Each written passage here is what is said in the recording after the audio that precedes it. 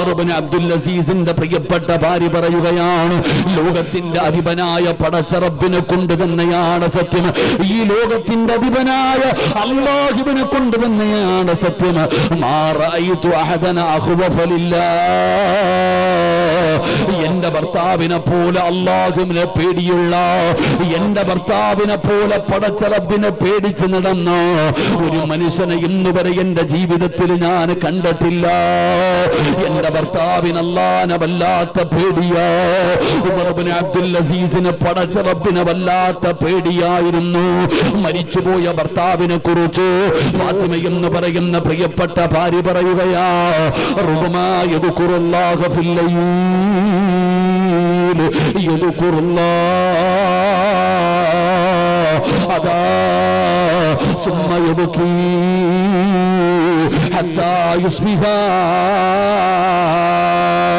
ഉമർ ഇബ്നു അബ്ദുൽ അസീസ് തങ്ങൾ പറയുകയാണ്, അതാ തന്റെ പ്രിയപ്പെട്ടവള് പറയുകയാണ്, ഞങ്ങൾ രണ്ടുപേരും കിടപ്പറയിൽ കിടക്കുമ്പോ കാര്യങ്ങൾ പറഞ്ഞുകൊണ്ടിരിക്കുമ്പോ ഞാനൊന്ന് അല്ലാ എന്നൊന്ന് പറഞ്ഞു, ഞാൻ അല്ലാ എന്നൊന്ന് പറഞ്ഞു.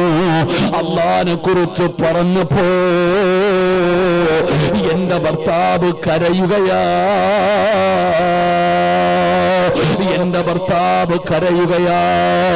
പടച്ചവനെ മഹദി പറയുകയാണ്, സുമ്മ യബ്കി ഹത്താ യുസ്ബിഹ, വെളുപ്പാങ്കാലം വരെ എന്റെ ഭർത്താവൊന്ന് രാത്രി ഉറങ്ങിയില്ല.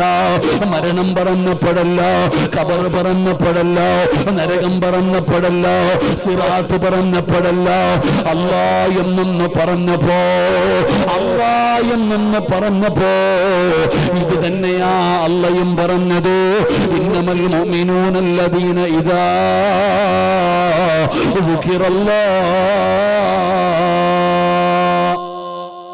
എന്റെ പ്രിയപ്പെട്ട സഹോദരങ്ങളെ, ഞാൻ വിശദീകരിക്കുന്നില്ല. ഹജ്ജിന്റെ കൂലി കിട്ടുന്ന ഒരു നന്മ എന്തെന്നറിയോ? നമ്മൾ 5 വഖത്ത് നിസ്കരിക്കുമല്ലോ, നിസ്കാരം കഴിഞ്ഞതിന് ശേഷം നമ്മൾ പറയുന്ന ഒരു ദിക്റുണ്ട്. ഏതാ ദിക്ർ? സുബ്ഹാനല്ലാഹ്. ഏതാ ദിക്ർ? എത്ര വട്ടം? ഉറക്കെ പറ. രണ്ടാമത്തെ ദിക്ർ ഏതാ? എത്ര വട്ടം? മൂന്നാമത്തെ ദിക്ർ ഏതാ? എത്ര വട്ടം? 34 പ്രാവശ്യം അല്ലേ? സുബ്ഹാനല്ലാഹ്, അൽഹംദുലില്ലാഹ്, അല്ലാഹു അക്ബർ. ഏതെങ്കിലും ഒരു മനുഷ്യൻ നമസ്കാരം കഴിഞ്ഞിട്ട് സുബ്ഹാനല്ലാഹ്, അൽഹംദുലില്ലാഹ്, അല്ലാഹു അക്ബർ ഈ ദിക്ർ 33 പ്രാവശ്യം വെച്ച് പറഞ്ഞാൽ അവന് ഹജ്ജിന്റെ കൂലിയുണ്ട്. അല്ലാഹു നമുക്ക് ഈമാൻ നൽകുമാറാകട്ടെ. അല്ലാഹു ഈമാൻ നൽകുമാറാകട്ടെ. എന്തിന്റെ കൂലി? ഉറക്കെ പറ. എന്തിന്റെ കൂലി? നമ്മൾ എന്ത് ചെയ്യും? നിസാരമായി കാണും. നമുക്കത് നിസാരം. ഓടുക, നമുക്ക് ഓട്ട മത്സരവാ. സലാം അലൈക്കും വലൈക്കും സലാം, ഒരൊറ്റ ഓട്ടവാ. ആര് പറയുന്നു? ഇത് നമ്മൾ നിസാരമായി കാണുന്നു. എന്നാൽ ഇതിന്റെ പ്രതിഫലം എന്താ? ഹജ്ജിന്റെ കൂലി കിട്ടും. ഒരു ദിവസം എത്ര ഹജ്ജ് ചെയ്യാ? എത്ര ഹജ്ജ് ചെയ്യാ? 5 വഖത്ത് നിസ്കാരത്തിന് ശേഷം ഈ ദിക്ർ പറഞ്ഞാൽ 5 ഹജ്ജ് ചെയ്ത കൂലി ഒരു ദിവസം നേടിയെടുക്കാൻ കഴിയും. അള്ളാഹു നാളെ മുതൽ സൂക്ഷിക്കാൻ അള്ളാഹു ഭാഗ്യം തരുമാറാകട്ടെ. എൻ്റെ പ്രിയപ്പെട്ട സഹോദരങ്ങളെ, ഈ ദിക്ർ പറയുമ്പോൾ കിട്ടുന്ന രണ്ടാമത്തെ നേട്ടം എന്തെന്നറിയോ? രണ്ടാമത്തെ നേട്ടം, നിന്റെ പാപം അള്ളാഹു പുറത്തു തരുമെന്ന് നബി മുഹമ്മദ് മുസ്തഫ. ഹജ്ജ് ചെയ്ത ഹാജി ഉമ്മ പ്രസവിച്ചതുപോലെ ശുദ്ധീകരിക്കുന്നല്ലേ? അങ്ങനല്ലേ? ഉമ്മ പ്രസവിച്ചതുപോലെ ആ മനുഷ്യൻ അള്ളാഹു ശുദ്ധിയാക്കുന്ന. അപ്പൊ ഈ ദിക്ർ പറയുന്ന മനുഷ്യനെ തൻ്റെ ഉമ്മ പ്രസവിച്ചതുപോലെ അള്ളാഹു ശുദ്ധീകരിക്കും. ഈ ദിക്ർ പറഞ്ഞാൽ അള്ളാഹു നമുക്ക് ഭാഗ്യം തരുമാറാകട്ടെ. അപ്പൊ സുഖമല്ലേ? സുഖമാണോ? അപ്പൊ ഇന്ന് പഠിച്ച ഒന്നാമത്തെ അറിവെന്താ? അൽഹംദുലില്ലാ. എന്ത് ചോദിച്ചാലും 2 നിസ്കരിക്കണം. നിസ്കരിച്ചാൽ കിട്ടുന്ന പ്രതിഫലം എന്താ? മരിക്കുന്ന കാലം വരെ തിന്നാനുള്ള ഭക്ഷണം ആര് തരും? പൈസ വേണോ? ജോലി വേണോ? അല്ലാഹ്. എന്തുണ്ടെങ്കിലും ഒന്നും നോക്കണ്ട, അള്ളാഹു തരും മരിക്കുന്ന കാലം വരെ ഭക്ഷണം. അതാണ് ഈ ഉസ്താദന്മാർക്ക് കിട്ടുന്നത് കേട്ടോ. ഉസ്താദന്മാർക്ക് മാത്രമല്ല, നിങ്ങൾ ചെയ്താൽ നിങ്ങൾക്കും കിട്ടും. അള്ളാഹു ഭാഗ്യം തരുമാറാകട്ടെ. അള്ളാഹു ഭാഗ്യം തരുമാറാകട്ടെ. ഉസ്താദന്മാർക്കൊക്കെ അള്ളാഹു ആഫിയത്തുള്ള ദീർഘായുസ് കൊടുക്കുമാറാകട്ടെ. ഈ അടുത്ത കാലങ്ങളിലായി ഉസ്താദന്മാർ ഒരുപാട് പേര് ആക്സിഡൻറ്റിൽ മരണപ്പെട്ടു പോകുന്നു. ഒരുപാട് ഉസ്താദന്മാർ മരണപ്പെട്ടു പോകുന്നു. ഉസ്താദന്മാരൊക്കെ സൂക്ഷിക്കണമെന്ന് പറഞ്ഞാൽ സമയത്ത് പള്ളിയിലേക്ക് പോകത്തില്ല, അല്പം താമസിക്കും, പിന്നെ ബൈക്ക് എടുത്തിട്ട് പായും. ഒരുപാട് ഈ അടുത്ത കാലങ്ങളിലായി ഒരുപാട് ഉസ്താദന്മാർ മരണപ്പെട്ടു. ഞാൻ മനസ്സിലാക്കുന്നത് ഞാൻ ഇവിടെ ഇങ്ങനെ വായിച്ചു, ഉസ്താദന്മാർ ചിലപ്പോൾ എന്ത് ചെയ്യും, 5 മിനിറ്റ് 10 മിനിറ്റ് താമസിക്കും, മദ്രസ എടുക്കാൻ വേണ്ടി പായും. കമ്മിറ്റിക്കാരങ്ങനെ മലക്കൾ കാത്തിക്കണവരല്ലേ. ഉസ്താദന്മാർ ബൈക്കിലിങ്ങനെ പായ, വണ്ടിയിലിങ്ങനെ പായും, പള്ളിയിലേക്ക് വക്കത്തിനെത്താൻ, ബാങ്ക് വിളിക്കാൻ, നിസ്കരിക്കാൻ, ഇമാമത്ത് നിൽക്കാൻ, മദ്രസയിൽ സമയത്തെത്താൻ. ഒരുപാട് പേര് മരണപ്പെട്ടു പോയി. അള്ളാഹു സ്വർഗം കൊടുക്കുമാറാകട്ടെ, അള്ളാഹു അപകടങ്ങളെ തൊട്ട് കാക്കുമാറാകട്ടെ. അപ്പം എൻ്റെ പ്രിയപ്പെട്ട സഹോദരങ്ങളെ, അപ്പം നിസ്കരിച്ചാൽ കിട്ടുന്ന പ്രതിഫലം മരിക്കുന്നത് വരെ അള്ളാഹു ഭക്ഷണം തരും, 2 നല്ല മരണം തരും. അള്ളാഹു ഭാഗ്യം തരുമാറാകട്ടെ. നിസ്കാരത്തിന് ശേഷം ഈ ദിക്ർ പറഞ്ഞാൽ നിന്റെ പാപം പൊറുക്കും, ഹജ്ജ് ചെയ്ത കൂലിയും കിട്ടും. അള്ളാഹു ഭാഗ്യം തരുമാറാകട്ടെ. അപ്പോൾ ഇൻഷാ അല്ലാഹ് ചെയ്തൂടെ? അൽഹംദുലില്ലാഹ്, നല്ലൊരു ഇൻഷാ അല്ലാഹ്. ഇനി സ്വർഗം വേണം, അള്ളാഹു നൽകുമാറാകട്ടെ. സ്വർഗത്തിൽ പോണ്ടേ? അതിന് ഇൻഷാ അല്ലാഹ് ആണോ പോണ്ടേ? പോണം, സംശയമൊന്നുമില്ല, സ്വർഗത്തിൽ പോകണം. അള്ളാഹു ഭാഗ്യം തരുമാറാകട്ടെ. ഖുർആനിലെ ഒരു സൂറത്തിനെ സ്നേഹിച്ച സ്വർഗത്തിൽ പോകാം. എന്തിനെ സ്നേഹിച്ച? ഖുർആനിലെ ഒരു സൂറത്തിനെ സ്നേഹിച്ചാൽ മതി, സ്വർഗത്തിൽ പോകാം. അള്ളാഹു സ്നേഹിക്കാൻ ഭാഗ്യം തരുമാറാകട്ടെ. വല്ല പെണ്ണുങ്ങളെ സ്നേഹിച്ചാൽ അവൾ തേച്ചിട്ട് പോകും അല്ലേ? ഇതാകുമ്പോൾ നമുക്ക് എന്ത് ചെയ്യാം? ഖുർആനിനെ സ്നേഹിക്കാം അല്ലേ? ഭർത്താവിനെ സ്നേഹിച്ചിട്ടും കാര്യമൊന്നുമില്ല അല്ലേ? അപ്പോൾ ഏറ്റവും നല്ലത് ഞാനൊരു സൂറത്ത് പറഞ്ഞു തരാം, ആ സൂറത്തിനെ സ്നേഹിച്ചാൽ സ്വർഗത്തിൽ പോകാം. അള്ളാഹു സ്നേഹിക്കാൻ ഭാഗ്യം തരുമാറാകട്ടെ. സ്നേഹിച്ചൂടെ? ഖുർആനിൽ എത്ര സൂറത്തുണ്ട്? 114. 112ാമത്തെ സൂറത്ത് ഏതാ? ആകെ 114 ഉള്ളൂ. 112ാമത്തെ സൂറത്ത് ഏതാ? ഓദിക്കേ, ബിസ്മില്ലാഹിർ റഹ്മാനിർ റഹീം. ഖുൽ ഹുവല്ലാഹു അഹദ് അല്ലാഹു സമദ് ലം യലിദ് വലം യൂലദ് വലം യകുൽ ലഹു കുഫുവൻ അഹദ്. ഇത് ഓതാൻ അറിയാത്ത ആരെങ്കിലും ഉണ്ടോ? എല്ലാവർക്കും അറിയാം. ഈ സൂറത്തിനെ സ്നേഹിച്ചാൽ അവന് സ്വർഗമുണ്ട്. അള്ളാഹു നമുക്ക് ഈമാൻ തരുമാറാകട്ടെ. നബിതങ്ങളുടെ മുമ്പിൽ, ഫൈസലോ എന്താ നിന്റെ പേര്? അഫ്സലെ, ഇത്തിരി സൗണ്ട് വേടാ, ഇടിയും പാളമൊക്കെ ഒഴിവാക്കിയിട്ട് ഇത്തിരി സൗണ്ട് വെച്ചാ. അള്ളാഹു അവൻ്റെ ജീവിതത്തിൽ ബർക്കത്ത് ചെയ്യുമാറാകട്ടെ. നബിതങ്ങളുടെ മുമ്പിൽ സഹാബികൾ വന്നിട്ട് പറഞ്ഞു, നബിയെ, ഞങ്ങളുടെ അമീർ എപ്പോൾ നിസ്കരിക്കുമ്പോഴും കുൽ ഹുവല്ലാഹ് ഓതുന്നേ, ഞങ്ങളുടെ ഇമാമ് എപ്പോൾ നിസ്കരിക്കുമ്പോഴും എന്താ ഓതുന്നേ? വലിയ സൂറത്ത് ഓതുന്നില്ല, ചെറുതാ ഓതുന്നേന്ന്. നമ്മളെന്താ പറയണേ? കമ്മിറ്റിക്കാരൻ പ്രസിഡന്റ്, ഇമാമ് ഖത്തവാ ഓതുന്നേ, ചെറുത് ഓതുന്നില്ലെന്ന് അല്ലേ? അപ്പൊ നബിതങ്ങളുടെ മുമ്പിൽ വന്ന് പരാതി പറഞ്ഞപ്പോ അള്ളാന്റെ റസൂൽ സല്ലല്ലാഹു അലൈഹി വസല്ലം തങ്ങൾ ആ സഹാബിയെ വിളിച്ചു ചോദിച്ചു, ഒരു പരാതി വന്നിട്ടുണ്ട് കേട്ടാ, നീ എപ്പോഴും നിസ്കരിക്കുമ്പോൾ ഇഖ്ലാസ് ഓതുന്നത് എന്തുകൊണ്ടാ? നബിയെ, എനിക്ക് ആ സൂറത്ത് വല്ലാത്ത ഇഷ്ടമാണ് നബിയെ. അതെന്താ, വേറെ സൂറത്തൊന്നുമില്ലേ? എന്താ ഇതിനോട് മാത്രം ഇത്ര സ്നേഹം? 113 വേറെ ഉണ്ടല്ലോ, എന്താ ഈ സൂറത്തിനോട് മാത്രം നിനക്ക് ഇത്ര സ്നേഹം? ആ സഹാബി പറഞ്ഞു, നബിയെ, തൗഹീദിനെ കുറിച്ച് പറയുന്നതല്ലേ, അള്ളാഹിനെ കുറിച്ച് പറയുന്നതല്ലേ, അതുകൊണ്ടാണ് നബിയെ. നബി തങ്ങൾ പറഞ്ഞു ഓതിക്കൊള്ളാൻ. ആ സഹാബി മടങ്ങിപ്പോയപ്പോ പരാതി പറഞ്ഞവരോട് പറഞ്ഞു, ആ മനുഷ്യൻ സ്വർഗത്തിലാണെന്ന് നബി മുഹമ്മദ് മുസ്തഫ. മൻ ഖറഅ ഖുൽ ഹുവല്ലാഹു അഹദ് ഹത്താ യഖ്തിമഹ 10 മറ ബനല്ലാഹു ലഹു ഖസ്റൻ ഫിൽ ജന്ന. 10 വട്ടം ആരെങ്കിലും ഈ സൂറത്ത് പാരായണം ചെയ്താൽ അവന് സ്വർഗത്തിലൊരു വീടുണ്ടെന്ന് നബി മുഹമ്മദ് മുസ്തഫ. എത്ര വട്ടം ഓതിയ? 10 പ്രാവശ്യം ആരെങ്കിലും ഈ സൂറത്ത് പാരായണം ചെയ്താൽ അവന് സ്വർഗത്തിൽ അള്ളാഹു ഒരു വീട് പണിയും. അള്ളാഹു ഭാഗ്യം തരുമാറാകട്ടെ, അള്ളാഹു ഭാഗ്യം തരുമാറാകട്ടെ. അപ്പം വീടിന് കുറ്റിയടിച്ചൂടെ? വീടിന് കുറ്റിയടിച്ചൂടെ? അപ്പം നേരെ ഇരുന്നേ, നേരെ ഇരിക്കുക എല്ലാവരും. ഇൻഷാ അല്ലാഹ് താത്തമാരൊക്കെ റെഡി ആയിരിക്കും. നമുക്കൊരു വീടിന് കുറ്റിയടിക്കാം. ഓദിക്കേ, ബിസ്മില്ലാഹിർ റഹ്മാനിർ റഹീം. ഖുൽ ഹുവല്ലാഹു അഹദ് അല്ലാഹു സമദ് വലം യകുൽ ലഹു കുഫുവൻ അഹദ്. അല്ലാഹു സ്വീകരിക്കുമാറാകട്ടെ. കുറ്റിയടിച്ചോ?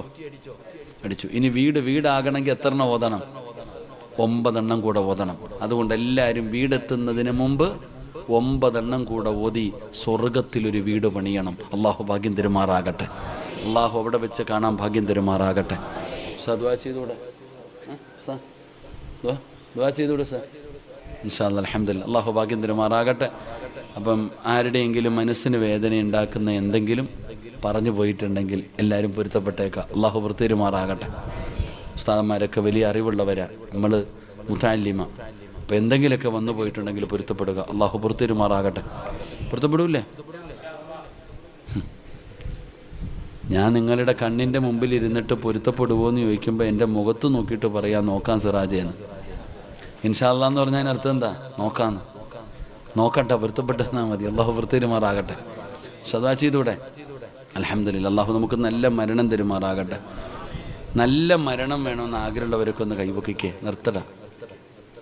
ഇൻഷാ അല്ലാ അള്ളാഹു നല്ല മരണം തരുമാറാകട്ടെ. നിങ്ങൾ ഈ റോഡിൽ നിൽക്കുക, ഇങ്ങോട്ട് ഞാൻ ചെയ്യട്ടെ. മടത്തറ പോകുന്ന വഴിയല്ലേ ഉസ്താദ്? അല്ലേ? ഈ പള്ളിയുടെ മുമ്പിൽ ഇങ്ങനെ നിൽക്കുന്നുണ്ട്. അപ്പം ഇങ്ങനെ മടത്തറയിലേക്ക് പോണൊരു ബസ് വന്നു, ചാടി അതിനകത്ത് കയറി. എന്നിട്ടിങ്ങനെ സീറ്റിൽ പോയി ഇരിക്കുമ്പോൾ കണ്ടക്ടർ ഇങ്ങനെ നടക്കുന്നുണ്ട്, ടിക്കറ്റ്. നിങ്ങൾക്കറിയാം നിങ്ങൾ അടുത്ത് വരുമെന്ന്. അങ്ങനെ മടത്തറയിലേക്ക് പോകുന്ന ബസ്സിനകത്ത് കയറിയിരുന്നിട്ട് കണ്ടക്ടർ അടുത്തേക്ക് വരുമ്പോൾ ദുആ ചെയ്യുക, അള്ളാഹുവേ എന്നെ നീ കടക്കലെത്തിക്കണേ അള്ളാന്ന് ദുആ ചെയ്താൽ എത്തുവോ? എത്തുവോ? നിങ്ങളുടെ നാവ് കൊണ്ട് എത്തുവോ? എനിക്ക് വട്ടുണ്ടായിട്ട് പറഞ്ഞതല്ല ഞാനിത്. ഞാൻ ഈ പറഞ്ഞതിനർത്ഥം എല്ലാവരും പറയുന്നത് നല്ല മരണം വേണമെന്നാ. എന്ത് ചെയ്തിട്ട്? നിങ്ങളൊക്കെ ജീവിതത്തിൽ എന്ത് നന്മ ചെയ്തിട്ടാ നല്ല മരണം ചോദിക്കണേ? ഈ നല്ല മരണം എന്താ? ഓസിന് കിട്ടുന്ന സാധന? എൻ്റെ പ്രിയപ്പെട്ട വാപ്പ, ഒരാൾക്ക് നല്ല മരണം കിട്ടണമെങ്കിൽ ഒരു നന്മ ചെയ്യണോ? ഒരു നന്മയെങ്കിലും ചെയ്യണോ? നമ്മൾ ചെയ്ത നന്മ എന്താ? നിസ്കാരം ഇല്ലേ? ഒറ്റയ്ക്ക് നിസ്കരിക്കുമ്പോൾ ഇന്നാഴത്തേനെയും കുലുഹൊല്ലായി. വെള്ളിയാഴ്ച ഉസ്താദ് പ്രസംഗിച്ചുകൊണ്ട് നിൽക്കുമ്പോൾ ഒരു നിസ്കാരം ഉണ്ട്, റബ്ബേ നീ കാക്കണേ അല്ലാ, അല്ലേ? 4 പേര് കാണാനുണ്ടെങ്കിൽ വല്ലാത്ത നിസ്കാരാ. പെണ്ണ് പറയാ, എന്തേ താത്ത മുഖത്തൊക്കെ? ഞാന് സുന്നത്ത് നോമ്പാന്ന് എപ്പോഴും, തിങ്കളും വ്യാഴവും എത്ര കാലമായി ഞാൻ സുന്നത്ത് നോമ്പ് പോയില്ല. അപ്പം നിങ്ങളുടെ മുഖമൊക്കെ വാടിയിരിക്കുന്നല്ലോ. അത് 3 മണിക്ക് എഴുന്നേറ്റ പിന്നെ ഞാൻ സുബഹി വരെ ഉറങ്ങാറില്ല. പത്രത്തിൽ കൊടുത്തോലാ പറയണേ നിസ്കരിച്ചെന്ന്. ഇവിടെ നമ്മൾ ചെയ്യുന്ന നന്മ, പൈസ തരാം, സ്റ്റേജിൽ കയറ്റി ചോദിക്കണം, എൻ്റെ പേര് വിളിച്ച് പറയോ, കുടുംബ പേര് പറയോ, പള്ളിയുടെ മുമ്പിൽ ഫ്ലെക്സ് വെക്കുമോ, എനിക്ക് പൈസ തരാം, ഇല്ലെങ്കിൽ ഗേറ്റ് പോലും ഞാൻ തുറക്കൂല. അള്ളാഹു കാത്തിരക്ഷിക്കുമാറാകട്ടെ. ഇവിടെ നമ്മൾ ചെയ്യുന്ന നന്മ ഇതാ. എൻ്റെ പൊന്നാര സഹോദരങ്ങളെ, ഒരു നന്മയെങ്കിലും ചെയ്യടോ, അല്ലാതെ നല്ല മരണം കിട്ടൂല. മഹാനായ ആദരവായ പ്രവാചകൻ നബി മുഹമ്മദ് മുസ്തഫ ഇവിടെ നബിതങ്ങള് മരിക്കുന്നതിൻ്റെ തലേ ദിവസം തൻ്റെ വീടിനകത്ത് ഞെട്ടി ഉണർന്നു നബിതങ്ങൾ. എന്നിട്ട് ആയിഷ ബീബിയെ വിളിച്ചിട്ട് പറഞ്ഞു, ആയിഷ, ഇന്ന സ്ഥലത്ത് കുറച്ച് ദിർഹം ഇരിക്കുന്നുണ്ട്, ഓർമ്മ വന്ന് എടുത്തുകൊണ്ട് കൊടുത്തു. നബിതങ്ങൾ കയ്യിൽ വെച്ചിട്ട് കരഞ്ഞു, അള്ളാഹുവേ ഈ പൈസ എൻ്റെ വീട്ടിലിരിക്കുന്ന സമയത്താണ് ഞാൻ മരിക്കുന്നതെങ്കിൽ അള്ളാഹുവിനടുത്ത് എന്ത് പറയും? ആയിഷ, ഇത് പാവങ്ങൾക്ക് കൊണ്ടുകൊടു. തൻ്റെ വീടിനകത്തിരുന്ന അവസാനത്തെ ദിർഹം നബിതങ്ങൾ സദക്ക കൊടുത്തു.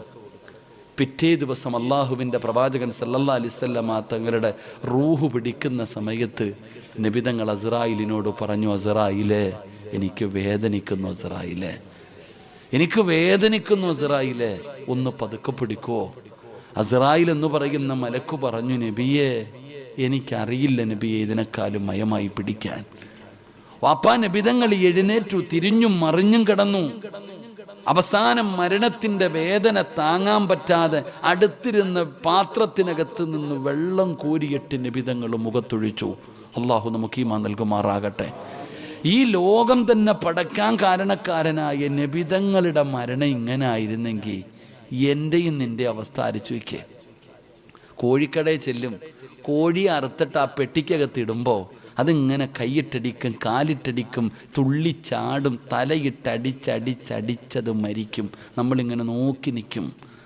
വലിയ പെരുന്നാളിന് പോത്തിനെ ഇങ്ങനെ മറുത്തങ്ങിട്ടിടുമ്പോൾ അത് കയ്യും കാലും ഒക്കെ അടിച്ചടിച്ചടിച്ച് മരിക്കണം ഇങ്ങനെ കണ്ടു നിൽക്കും. എന്നാൽ ചിന്തിക്കാറുണ്ടോ, ഈ തലയിട്ടടിക്കുന്നത്, ഈ കാലിട്ടടിക്കുന്നത് മരണത്തിൻ്റെ വേദന താങ്ങാൻ പറ്റാഞ്ഞിട്ടല്ലേ? എടോ, ആ പോത്തിന് കിട്ടിയ ഭാഗ്യമെങ്കിൽ അള്ളാഹ് നമുക്ക് തരുമോ? ആ ഇറച്ചിക്കടയിലെ കോഴിക്ക് കിട്ടിയ ഭാഗ്യമെങ്കിൽ അള്ളാഹ് നമുക്ക് തരുമോ? അതിന് കാലിട്ടടിക്കാൻ, കൈയിട്ടടിക്കാൻ, ചിറകിട്ടടിക്കാൻ,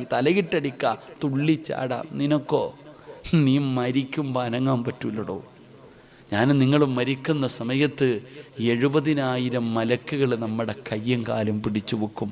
അള്ളാഹു നമ്മുടെ മരണവേദന കുറച്ചു തരുമാറാകട്ടെ. ആ സമയത്താടോ നമ്മൾ ഷഹാദത്ത് കലിമ പറയണ്ടേ? ആ സമയത്താ നമ്മൾ സ്വർഗം കാണണ്ടേ? എന്ത് നന്മയാണ് നമ്മൾ ചെയ്തു വെച്ചിരിക്കുന്നത്. വാപ്പ ഇങ്ങനെ ഒരുപാടൊന്നും കൂട്ടി വെച്ചിട്ടൊന്നും ഒരു കാര്യമില്ല. വാപ്പ എന്ത് കൊണ്ടുപോയി നിന്റെ വാപ്പ? നമ്മൾ എത്ര സമ്പാദിച്ചു വെച്ചിട്ട് നമുക്കൊന്നും കൊണ്ടുപോകത്തില്ലല്ലോ. എൻ്റെ പ്രിയപ്പെട്ട പെങ്ങളെ, നമ്മളും മക്കൾക്ക് വേണ്ടി ജീവിക്കുന്നവരാ. വാപ്പ നീ മരിച്ചാൽ നിന്റെ മയ്യത്ത് കുളിപ്പിക്കാനെങ്കിലും നിന്റെ മക്കൾക്കറിയോ? ഓരോ ഉമ്മയും ചിന്തിക്ക്, നീ മരിച്ച ഇന്ന് രാത്രി നീ മരിച്ച നിന്റെ മയ്യത്ത് കുളിപ്പിക്കാനെങ്കിലും നിന്റെ മോക്കറിയോ? ഇല്ല ഉമ്മ, ഓള് കരഞ്ഞുകൊണ്ടിരിക്കും. വാപ്പ നിന്റെ മകൻ പള്ളിയിലെ ഖത്തീബിൻ്റെ കൈ പിടിച്ചിട്ട് ഞാൻ നിസ്കരിക്കാം ഉസ്താദേ, 4 തക്ബീറല്ലേ ഉള്ളൂ, ധൈര്യമുണ്ടോ? ഇല്ല. പള്ളിപ്പറമ്പിലെ ഉപ്പാൻ്റെ ഖബറിൻ്റെ ചാരത്ത് വന്ന് കാണാതെ തെറ്റാതെ ഒരു യാസീൻ ഓതാൻ അറിയോ നമ്മുടെ മക്കൾക്ക്? സമയമുണ്ടോ ഇന്ന്? ഇല്ല വാപ്പ. എന്ത് കണ്ടോണ്ടാണ് ഞാനും നിങ്ങളിങ്ങനെ ജീവിക്കണേ? എന്ത് ധൈര്യത്തിലാണോ നമ്മളിങ്ങനെ നടക്കുക? എടോ, നമ്മുടെ ധൈര്യം എന്തെന്നറിയോ? ഉസ്താദെ ക്യാൻസറോ ട്യൂമറോ മാരക രോഗമൊന്നും ഇല്ലല്ലോ. വാപ്പ ഇതൊന്നും വേണ്ടുപ്പാ, മരിക്കണമെങ്കിൽ ഇതൊന്നും വേണ്ട. ഇന്നലത്തെ ദിവസത്തിൻ്റെ പ്രത്യേകത എൻ്റെ ജ്യേഷ്ഠൻ മരിച്ച ദിവസമാണ്. ഉസ്താദന്മാർക്കൊക്കെ അറിയാം. എൻ്റെ സഹോദരൻ മരിച്ച ദിവസമായിരുന്നു ഇന്നലെ. അള്ളാഹു സ്വർഗം കൊടുക്കുമാറാകട്ടെ. ഓം മരിക്കണ ദിവസത്തൊരു തലവേദന പോലും ഇല്ലായിരുന്നു വാപ്പ. ക്യാൻസറോ ട്യൂമറോ കിഡ്നി രോഗമോ ലിവറിലോ ഒരു മാരക രോഗമില്ല, ഓനൊരു തലവേദന പോലും ഇല്ല. നമുക്കറിയാം, ഫഖറുദ്ദീൻ മൗലവി ഉസ്താനൊക്കെ അറിയാം. എൻ്റെ ജ്യേഷ്ഠന ഇവിടെ ഈ കുമ്മളിലെങ്ങോട്ടൊക്കെ ജോലി ചെയ്തിട്ടുണ്ട്. ഒരു രോഗമില്ലാത്ത ചങ്ങാതി നിന്ന നിപ്പിന് വീണില്ലേ? ഇത്രയേ ഉള്ളൂ വാപ്പ.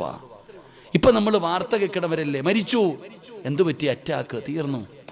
അള്ളാഹു നമ്മളെ പെട്ടെന്നുള്ള മരണങ്ങളെ തൊട്ട് കാത്തിരക്ഷിക്കുമാറാകട്ടെ. സയ്യിദുനാ ഉമർ ഇബ്നുൽ ഖത്താബ് റളിയല്ലാഹു തആല അൻഹു ഓതിക്കൊടുത്ത ആയത്താണ് വലിമൻ ഖാഫ മഖാമ റബ്ബിഹി ജന്നതാൻ. 2 സ്വർഗമുണ്ടടാ മോനെ. അല്ലാഹു നിനക്ക് 2 സ്വർഗമാണ് തരുന്നത് എന്ന പരിശുദ്ധമായ ഖുർആനിന്റെ ആയത്ത് ഓതിക്കൊടുത്തു എന്ന ചരിത്രം പറയുമ്പോ അല്ലാഹുവിനെ പേടിച്ച് ജീവിക്കണേ ബാപ്പാ. അല്ലാഹുവിനെ ഭയന്ന് ജീവിക്കണേ. അല്ലാഹുവിനെ ഭയന്ന് ജീവിക്കണം ചെറുപ്പക്കാരാ, പെങ്ങളെ. അല്ലാഹുവിനെ ഭയന്ന് ജീവിക്കുമ്പോഴാണ് പടച്ച റബ്ബേ അല്ലാഹു നമുക്ക് നല്ല മരണം തരുന്നത്. അല്ലാഹുവിനെ പേടിച്ച് ജീവിക്കണം ചെറുപ്പക്കാരാ. മഹാനായ ഉമർ ഇബ്നു അബ്ദുൽ അസീസ്, ഉമർ ഇബ്നു അബ്ദുൽ അസീസ് തങ്ങളുടെ ചരിത്രം നിങ്ങൾ വായിച്ചു നോക്കിയിട്ടുണ്ടോ? കരയാതെ വായിച്ചു തീർക്കാൻ കഴിയില്ല.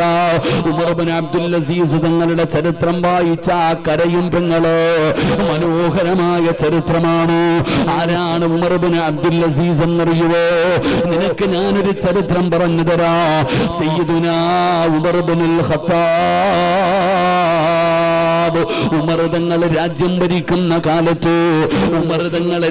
ഭരിക്കുന്ന കാലത്ത്, രാത്രിയായാൽ പുറത്തിറങ്ങി ഇങ്ങനെ നടക്കുകയാണ് തന്റെ ജനതയെ കുറിച്ച് പഠിക്കാൻ.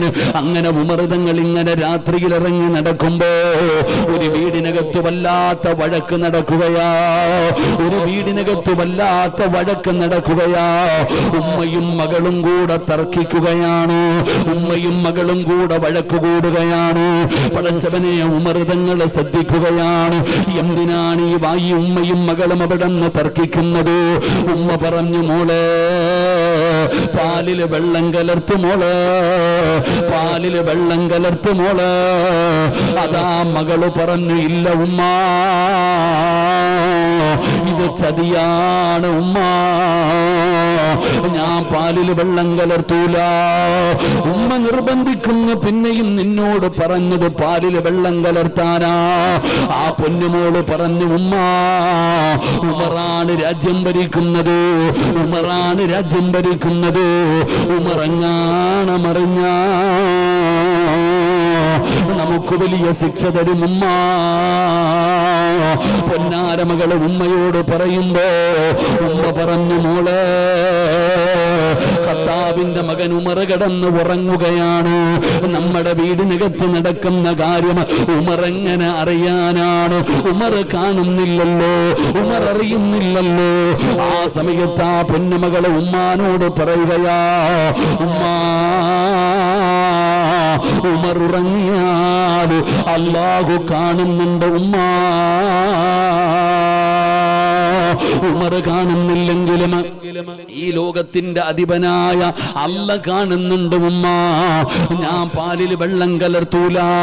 പടച്ചവനെ, ഉമർ തങ്ങൾ ഈ രംഗം ഇങ്ങനെ കേൾക്കുകയാണ്. പടച്ചറപ്പേ, പിറ്റേ ദിവസം ഉമർ തങ്ങൾ ആ വീട്ടിലൊരു അടയാളം വെച്ചിട്ട് പോയി. സുബഹി നമസ്കാരം കഴിഞ്ഞപ്പോ ഉമർ തങ്ങൾ ഒരാളെ പറഞ്ഞു വിട്ടു ആ പെൺകുട്ടിയെ കുറിച്ച് അന്വേഷിക്കാൻ. മകളോട് പറഞ്ഞു പാലിൽ വെള്ളം കലർത്താൻ. ഞാൻ ചതി ചെയ്യില്ല ഉമ്മ, വഞ്ചനയും കള്ളത്തരമൊന്നും ഞാൻ ചെയ്യില്ല. നിന്നോട് പറഞ്ഞത് പാലിൽ വെള്ളം കലർത്താനാ ഉമ്മ. ഉമർ അറിഞ്ഞാ നമ്മളെ പിടിക്കും, നമുക്ക് വലിയ ശിക്ഷ തരും. ഉമർ എങ്ങനെ അറിയാനാ? ഉറങ്ങല്ലേ, നീ നിന്നോട് പറഞ്ഞ കാര്യം ചെയ്യ്.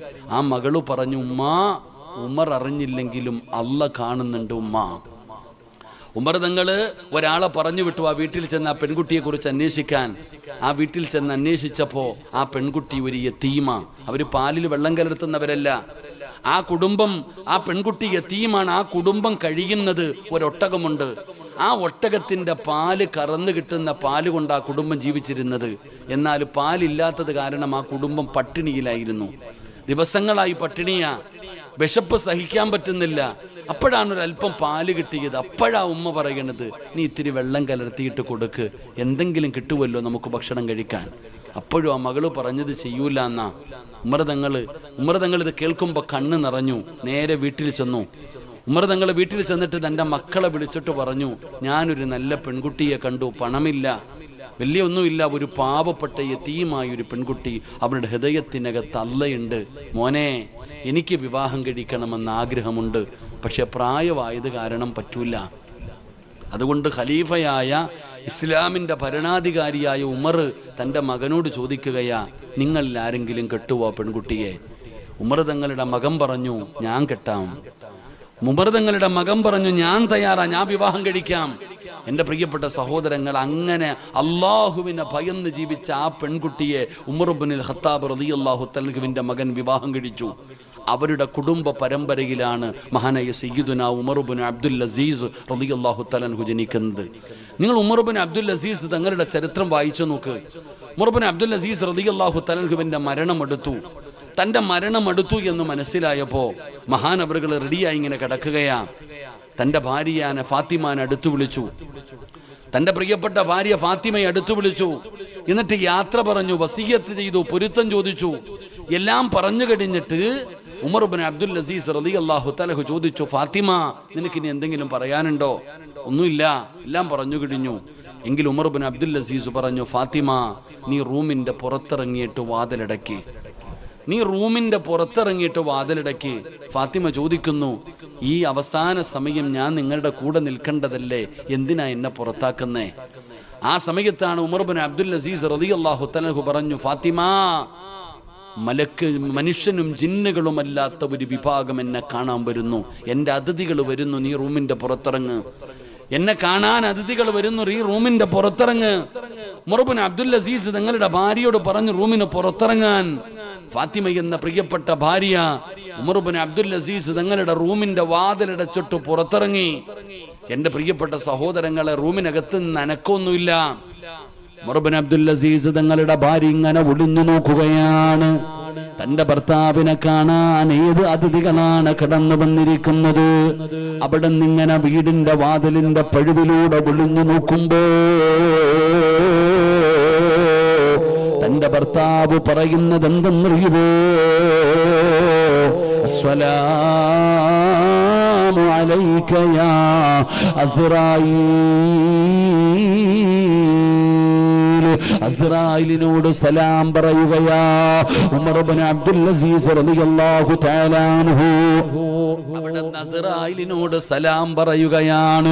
ഭാര്യ ഒളിഞ്ഞു നോക്കുകയാണ്. പടച്ചവനെ, തന്റെ ഭർത്താവ് അസ്റായിലിനോട് സലാം പറയുന്നു. പടച്ചവനെ, അത്ഭുതമായി. പിന്നെയും നോക്കുകയാണ് തന്റെ ഭർത്താവ് എന്താണ് പറയുന്നതെന്ന്. ഫാത്തിമ കാണുന്ന കാഴ്ച എന്തെന്നറിയുവോ? ഉമർ ഇബ്നു അബ്ദുൽ അസീസ് ഖുർആൻ ഓതുകയാ. അല്ലാഹുവിന്റെ വിശുദ്ധമായ ഖുർആൻ പാരായണം ചെയ്യുകയാണ്. ആ മരണത്തിന്റെ വേളയിൽ പാരായണം ചെയ്ത ആയത്ത് എന്നറിയുമോ? തിൽകദ്ദാറുൽ ആഖിറത്തു നജഅലുഹാ ലില്ലദീന ലാ യുരീദൂന ഉലുവൻ ഫിൽ അർളി വലാ ഫസാദാ വൽആഖിബത്തു ലിൽമുത്തഖീൻ. തന്റെ പ്രിയപ്പെട്ട ഭർത്താവ് ഖുർആൻ ഓതുകയാണ്. മുത്തഖീങ്ങൾക്കാണ് നല്ല മരണമുള്ളത് എന്ന വിശുദ്ധമായ ഖുർആൻ അവിടുന്ന് പാരായണം ചെയ്യുകയാണ്. പടച്ചവനെ, ഫാത്തിമ നോക്കുമ്പോ മുഖത്തേക്ക് തുണിയെടുത്തിട്ടിട്ട് ലാ ഇലാഹ ഇല്ലല്ലാഹ് അവിടുന്ന് ശഹാദത്ത് കലിമ പറയുകയാ. പിന്നെ അനക്കമില്ലടോ. അതാ ഫാത്തിമ വാതിൽ തുറന്ന് അകത്തേക്ക് ചെല്ലുമ്പോ പുഞ്ചിരിക്കുന്ന മുഖത്തോടെ തന്റെ പ്രിയപ്പെട്ട ഭർത്താവ് ചിരിച്ചുകൊണ്ട് കിടക്കുകയാ. ലോകത്തോട് വിട പറഞ്ഞിരിക്കുകയാണ്. വല്ലാത്ത സുഗന്ധമായിരുന്നു. ഉമർ ഇബ്നു അബ്ദുൽ അസീസിന്റെ മുഖത്ത് വല്ലാത്ത പ്രകാശമായിരുന്നു. പടച്ച റബ്ബേ, നാട് മുഴുവനും അറിയുകയാണ്. അവസാനം മയ്യത്ത് കുളിപ്പിച്ചവര്, കഫൻ പൊതിഞ്ഞവര്, മയ്യത്ത് ചുമന്നവര്, മയ്യത്ത് നിസ്കരിച്ചവര്, ഖബറടക്കിയവര് എല്ലാവരും പറയുന്നു വല്ലാത്ത സുഗന്ധമാ.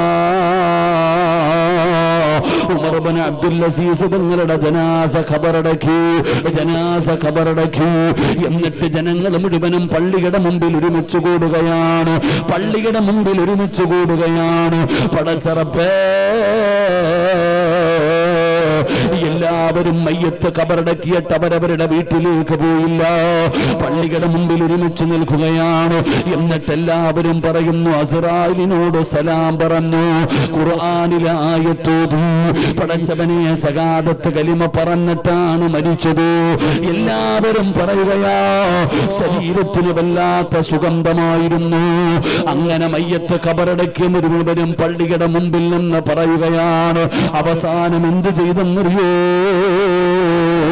ഉമർ ഇബ്നു അബ്ദുൽ അസീസിന്റെ വീട്ടിലേക്ക് പോകുകയാ. മയ്യത്ത് ഖബറടക്കിയിട്ട് എല്ലാവരും നേരെ ഉമർ ഇബ്നു അബ്ദുൽ അസീസിന്റെ വീട്ടിലേക്ക് ജനസാഗരം ഒഴുകുകയാണ്. അതാ ഉമർ ഇബ്നു അബ്ദുൽ അസീസ് തങ്ങളുടെ വീടിന്റെ മുമ്പിൽ വന്നു. എന്നിട്ട് വിളിക്കുന്നു, ഫാത്തിമ. സങ്കടത്തിലാണെന്നറിയാം ഫാത്തിമ. നിന്റെ ഭർത്താവ് മരിച്ചതിന്റെ വേദനയിലാണെന്ന് ഞങ്ങൾക്കറിയാം. നീ ധൈര്യക്കുകയാണെന്ന് ഞങ്ങൾക്കറിയാം ഫാത്തിമ. പ്രയാസപ്പെടുത്താമെന്നതല്ലോ, ഉപദ്രവിക്കാമെന്നതല്ലോ. നിന്റെ ഭർത്താവിന്റെ ജനാസ ഖബറടക്കിയിട്ട് ജനങ്ങൾ മുഴുവനും നിന്റെ വീടിന്റെ മുറ്റത്ത് വന്നിരിക്കുന്നത് എന്തിനെന്നറിയോ? ഒരേ ഒരു കാര്യം അറിയണം ഫാത്തിമ. നിന്റെ ഭർത്താവ് അസ്റായിലിനോട് സലാം പറഞ്ഞല്ലോ, വിശുദ്ധമായ ഖുർആൻ ഓതിയല്ലോ, ശഹാദത്ത് കലിമ ഉറക്കെ പറഞ്ഞല്ലോ. അതാ നിന്റെ ഭർത്താവിന്റെ ശരീരത്ത് വല്ലാത്ത സുഗന്ധമായിരുന്നു ഫാത്തിമ. നിന്റെ ഭർത്താവിന് അല്ലാഹു ഇങ്ങനെ ഒരു മരണം കൊടുക്കാറ് എന്ത് നന്മയാ ചെയ്തത്? ഞങ്ങൾക്കും ഇതുപോലെ ഒരു മരണം വേണം ഫാത്തിമ. ഞങ്ങൾക്കും ഇതുപോലെ നല്ല ഒരു മരണം വേണം ഫാത്തിമ. അതുകൊണ്ട് നിന്റെ ഭർത്താവ് ചെയ്ത നന്മ എന്താണെന്നൊന്ന് പറഞ്ഞു തരുമോ? ഒരു നാട് മുഴുവനും ജനാസ പച്ചമണ്ണിലിറക്കി വെച്ചിട്ട് ഉമർ ഇബ്നു അബ്ദുൽ അസീസ് തങ്ങളുടെ ഭാര്യയോട് ചോദിക്കുമ്പോ ആ മഹദി പറഞ്ഞ മറുപടി എന്തെന്നറിയുമോ? അവിടെന്ന് പറയുകയാ, അതാ ഉമർ ഇബ്നു അബ്ദുൽ അസീസ് അസീസ്, എന്റെ പ്രിയപ്പെട്ട ഭർത്താവായ ഉമർ ഇബ്നു അബ്ദുൽ അസീസ് അഖ്സറുൽ ലിന്നാസി സ്വലാത്തൻ വലാ സിയാമാ, ജനങ്ങളിൽ ഒരുപാട് നിസ്കരിക്കുന്ന ആളായിരുന്നു, ഒരുപാട് ഖുർആൻ ഓതുന്ന ആളായിരുന്നു, ഒരുപാട് നോമ്പ് പിടിക്കുന്ന ആളായിരുന്നു. എന്നൊന്നും ഞാൻ പറയൂല, എന്നൊന്നും ഞാൻ പറയൂല. പിന്നെ എന്റെ ഭർത്താവിന് അല്ലാഹു ഒരു നല്ല മരണം കൊടുക്കാനുള്ള കാരണം എന്തെന്നറിയുമോ? ലാകിൻ വല്ലാഹി മാ റഅയ്തു അഹദൻ അഖ്വഫ ലില്ലാഹ്. 5 വഖത്ത് നിസ്കാരത്തിന് ശേഷം ഈ ദിക്ർ പറഞ്ഞാൽ 5 ഹജ്ജ് ചെയ്ത കൂലി ഒരു ദിവസം നേടിയെടുക്കാൻ കഴിയും. അള്ളാഹു നാളെ മുതൽ സൂക്ഷിക്കാൻ അള്ളാഹു ഭാഗ്യം തരുമാറാകട്ടെ.